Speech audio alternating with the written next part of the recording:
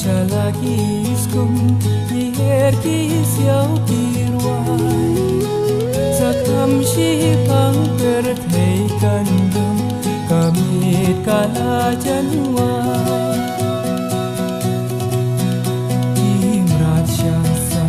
Nyumbat shakrem Kipet na chai na jan La dei ka porban thya bandem Namar mikala jan Kapor shong thai mentala de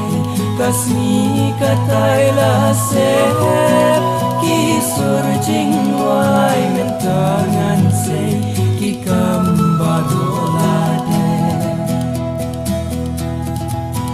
Hadulang kena amlang Ki pola ka besli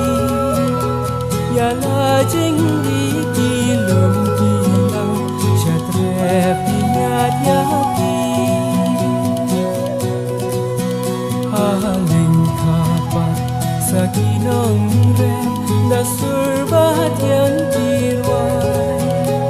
Kat nus ngok men bakam lade Shala trepan lengpai Kapor shong thai mentala de Kasmi katai la senep Ki sur jing ruai mentangan se Ki kambadola de Ha sahib nem Klur kila pau Perthei kala kinja Geleng kishnang kum chu kitla Chujar kila kinja Kimrat shasa Nyumbat shakrem Kipet na jai na jan La dei ka porban thya bandem Namar mikala jan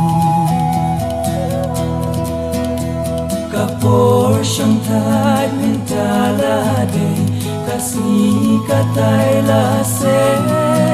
Ki sur jing wai mentangan se Ki kam